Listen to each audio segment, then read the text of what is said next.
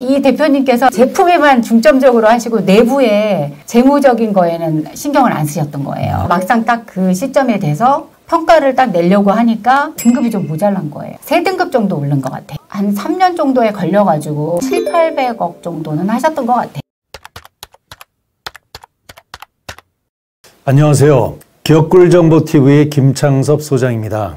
오늘은 새로운 연사를 모셨는데요. 인사해 주시죠. 안녕하세요. 정성은 연구원이라고 합니다. 저는 이제 기업 승계라든가 또 절세 분야하고요. 특히 이제 신용평가, 기업 신용평가에 대해서 좀 많이 이슈가 있어서 많이 했던 것 같습니다. 신용 점수가 끝까지 따라다니죠. 개인이 은행 가서 대출 받을 때 따라다니는 것처럼 기업에게 따라다니는 신용 점수, 신용 등급이라고 표현을 합니다. 신용 등급을 잘 못 받아서 크게 실패해서 회사가 어려운 경우가 있는데, 오늘은 신용평가 등급을 잘 받아서 크게 성공한 사례가 있다는 얘기 가지고 나오셨죠? 네네. 어떤 성공 사례가 있는지 한번 소개해 주시죠. 제가 이제 관리해오던 업체였는데, 여기는 이제 수주 계약을 좀 많이 받고 입찰이라든가 이런 걸 많이 하는 건설 쪽 업을 하시는 대표님이셨는데요. 이 대표님은 굉장히 오래 하셨어요. 근 30년 정도의 이제 기술력도 있으시고, 뭐 특허라든가 뭐 여러 가지 전반적인 뭐 여러 가지 게 많았었어요. 근데 이 대표님께서 굉장히 사업을 이제 왕성하게 하시는 와중에 친환경 페인트라는 걸 이제 그 특허를 만들어서 그걸로 이제 입찰 조달을 하기 위해서 갔는데 등급이 모자란 거예요. 거기에서. 근데 이 친환경 페인트는 학교 같은 데 많이 쓰거든요. 공공기관 같은 데서 많이 하고, 정부기관에서도 이제 입찰 받아가지고 하는 거니까. 그래서 이게 이제 또 연구하는데 개발하는데도 굉장히 많이 시간도 오래 걸렸고, 심혈을 기울여서 했던 건데, 이 대표님께서 이 제품에만 중점적으로 하시고 내부에 재무적인 거에는 신경을 안 쓰셨던 거예요. 그러다 보니까 막상 딱 그 시점에 돼서 평가를 딱 내려고 하니까 어디나 평가 다 내야 되잖아요. 저희 기업들은. 그래서 딱 내려고 하니까 등급이 좀 모자란 거예요. 등급이 몇 등급이었어요? 그 당시에 BB 제로로 제가 알고 있어요. 아, 그래요? 건데, 네네. 그러면 그 다음에 뭐 여러 가지 노력을 하셨겠지만, 그렇게 해서 우리 연구원께서 여러 가지 뭐 자문을 해주신 다음에 등급이 몇 등급으로 달라졌어요? 제가 그때 당시에 정말 어렵게 해서 해드렸는데 BBB 제로까지 올렸던 것 같아요. 3등급 정도 오른 것 같아요. BB 제로에서 BBB 제로. 뭐 신용평가 등급에 대해서는 조금 이따가 이야기를 나누겠지만, BB 제로도 괜찮은 등급인데 이 기업은 BBB 제로까지 올려야 될 만한 그런 정도까지 한다면 상당히 어려운 등급이었던 걸로 하는데. 대표님이 좀 놓치신 것도 많았고요. 저희가 이제 실질적으로 들어가서 보니까 대부분의 대표님들은 솔직히 이런 걸 많이 염려해 두시고 하시진 않으세요. 근데 이 기업이 이렇게 점프업 할 수 있었던 계기가 되었던 것 같아요. 이 회사에서는. 그렇다면 이렇게 3개 등급을 올리고 나서 도대체 어느 정도의 계약을 입찰하고 계약을 수주했습니까?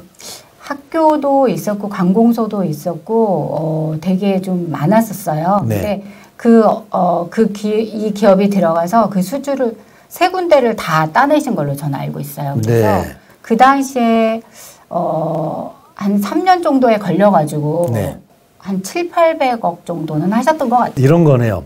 신용평가 등급을 3개 등급을 일정 기간 동안에 올리고 나서 3년 동안에 한 700~800억의 매출을 수주를 따내서 올렸다는 것. 그 회사의 매출이 아니라 그것 때문에 추가적으로 올린 수주액을 이야기하네요. 기업이 어마어마하게 성장했겠네요. 굉장히 큰 이슈였고요. 여기 대표님은 지금도 제가 관리를 하고 있지만 지금도 계속 성장하고 있고, 워낙에 지금은 이제 경기 자체가 조금 침체돼 있어서 건설 쪽이 그렇지만 이 대표님은 거기에 별로 그렇게 크게 타격이 없는 것 같아요.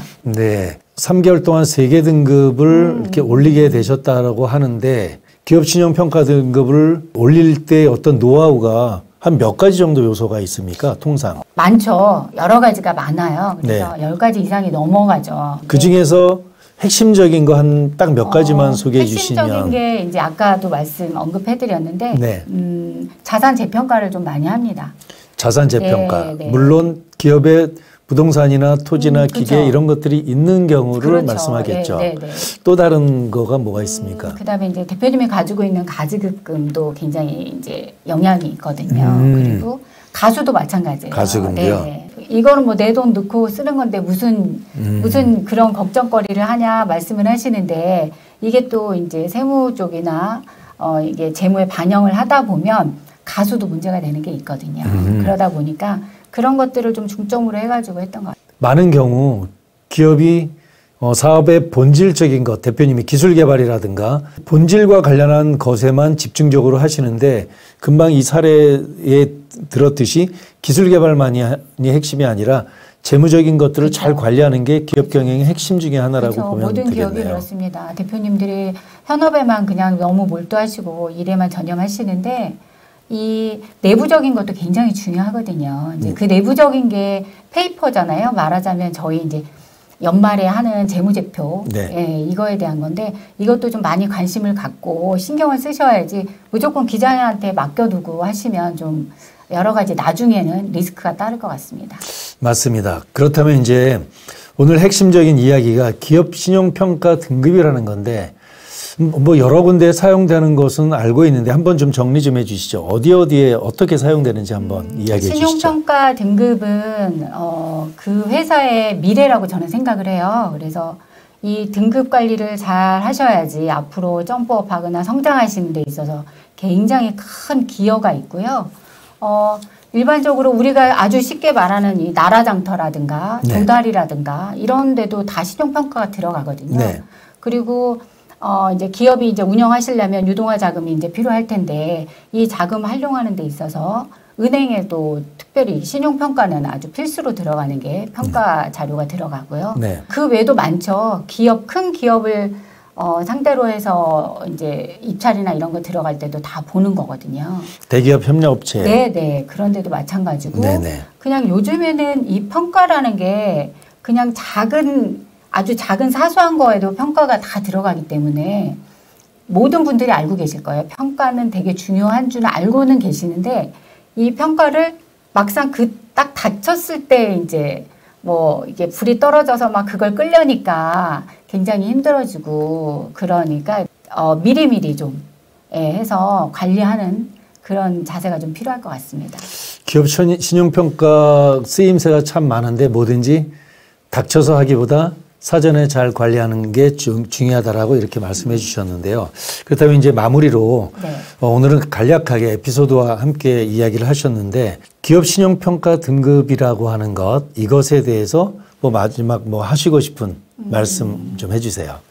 기업 신용평가 등급은 대표님의 회사의 얼굴이잖아요.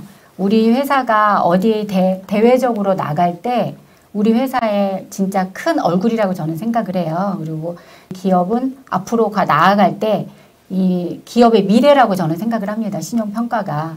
그래서 대표님들이 앞으로 이렇게 관리하시는 데 있어서 애로사항도 많으실 거예요. 어떻게 해야지 뭐 평가를 이거를 관리를 하냐 뭐 이제 회계 직원이나 이런 분들이 있으면 그쪽에서 알아서 하시겠지만 대부분의 기업 대표님들이 그런 직원을 따로 고용하진 않으시거든요. 그러니까 저희 같은 이제 저희가 좀 찾아가서 많이 도움 드릴 수 있는 부분이 많으니까 저희 쪽으로 연락해 주시면 감사하겠습니다. 네. 네, 네. 오늘 기업 신용평가 등급이 결국은 기업의 얼굴이라고 하는데 기업의 성적표가 맞습니다. 정확한 성적표는 기업 신용평가 등급. 그런데 재무제표는 성적표의 근거자료. 그렇죠. 네. 결국 성적표의 근거자료도 관리하고 기업의 성적표도 관리하고 그쵸. 이 두 가지를 다 관리해 주시는 전문가 오늘은 정성훈 팀장님을 모시고 이야기를 나눴습니다. 다음 시간에 좀 더 좋은 이야기로 찾아뵙도록 하겠습니다. 고맙습니다. 감사합니다.